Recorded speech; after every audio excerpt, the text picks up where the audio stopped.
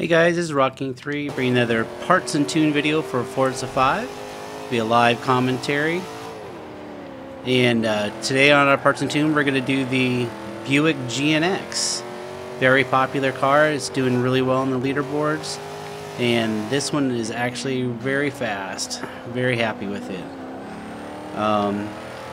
The car is pretty easy to drive. It's actually pretty enjoyable too. It is a 4-speed. I gotta make this shift real quick. It's a 4-speed and you have to rev it up as high as you can because it has a big dip in RPMs. So just go ahead and feel free to wrap it up as high as you can. You see I'm downshifting there to get that. This car brakes really well. It actually drives fairly well. I do put traction control on it. It does make life a lot easier. And you can see the traction control going off from time to time, but overall it's a pretty stable car. It brakes well, it's pretty predictable. Like I said, you just gotta rev it up. Racing looks like Stella Stig, guy I put on my friends list. Pretty good racer on his own part. Looks like he's got a Toyota Supra. But this GNX is just so powerful, so fast, so fun to drive. Just trying to throw a quick lap down here, kind of show you how it works.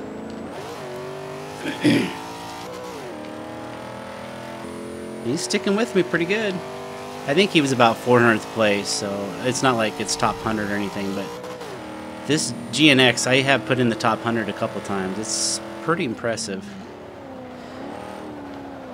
This the reason why I built the car out, it was insisted from a friend of mine, Bmontrosity, one of my YouTube friends and fellow racers, and he really wanted me to build this out and give it a try because he thought it was doing pretty well, and it does. I was happily surprised. So give it a download and give it a try, and yeah, we did all right. 218. All right, thanks a lot for watching this part. We're gonna meet you in the parts bin, and I'll see you there in a second. Alright, and we're back. That one ended up about 250th on that track. That was the first full lap I ran on that particular track, so it did pretty good. Alright, so parts and tunes. Okay, so we're doing the street power swap. Give us some good horsepower there. A couple hundred it looks like. We left it rear-wheel drive. And we did the centrifugal supercharger. Again, that's our biggest bang for the PI that we use. Alright, and I believe there might be a couple additional parts here. Yep. So we have the street intake, and we have the race fuel system. It gave us 16 more horsepower. We have stock ignition, stock exhaust. I think the rest of this was stock. Stock camshafts, stock valves. Oh, not everything's going to be stock. There's one coming up here.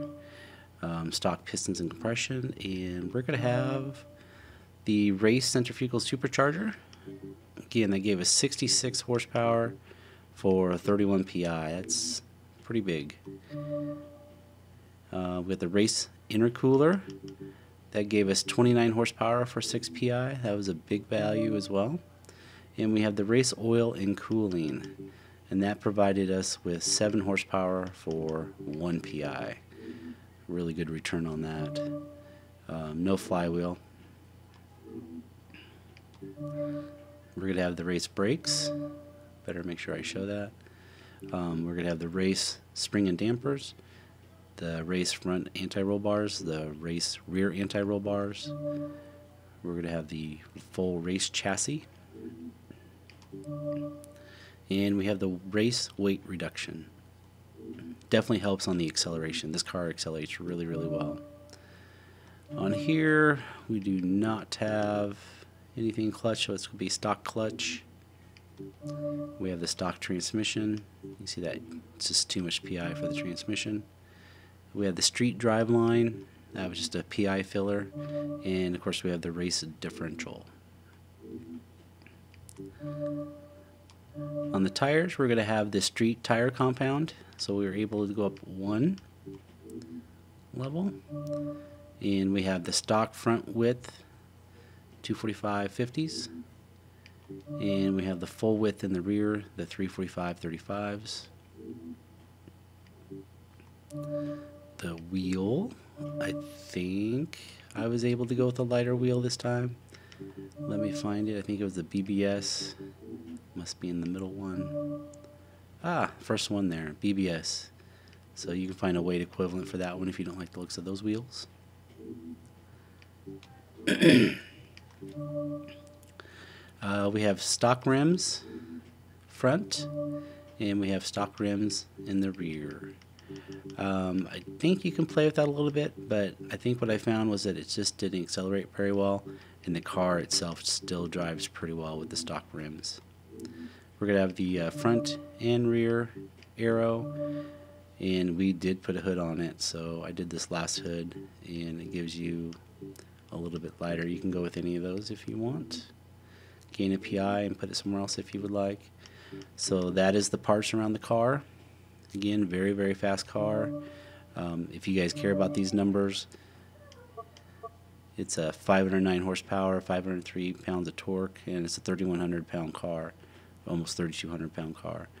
And that 54% on the front really does make it easy to handle. Alright, let's go through the tune. I did my standard 2929 since I didn't upgrade the rims at all. I stayed right in there. This is a stock transmission, so you can't make any changes there. This is going to be my normal muscle car configuration, negative 2.1, negative 1.8 on the front camber and rear camber, a 0.1 and 0.1 on the front and rear toe, and a 6.0 front caster angle. Some of these may be pretty close to stock because I didn't mess with anything but the alignment. So these are going to be a little bit higher than usual. You feel free to lower these if you would like, but 28.16 in the front anti-roll bars and 22.51 in the rear. Springs are going to be a little bit stiffer, closer to stock, 805.6 in the front and 779 in the rear. And since this was a really tall car, I went ahead and lowered it all the way down to 6.8. I have not bottomed out on anything that I am aware of. I did lower this a little bit. This is going to be the front rebound is going to be 8.5 and the rear is going to be 6.8. I did run that a little bit stiffer before. I did lower that and seemed to get better traction. Bump stiffness a little bit higher than usual, so you can go down if you want, but I probably wouldn't go up. But the bump stiffness in the front is 4.9 and in the rear 3.6. Full front aero and front and rear aero. You probably lessen that on some of the more straight tracks, but I find that this really helped with turning the car in a lot.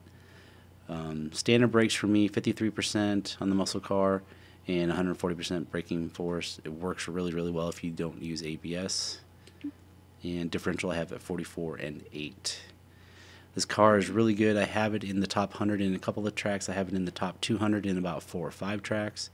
It has been a very solid car, very fun to drive. I didn't build it originally because I thought it was a little bit ugly, but when you find a car that you match up with like I do with this one, it is a very beautiful car. So changed my mind a little bit. And again, that was for BMON. Hope he enjoys it. Hope you all enjoy it. Take care. We'll see you in the next video. Later.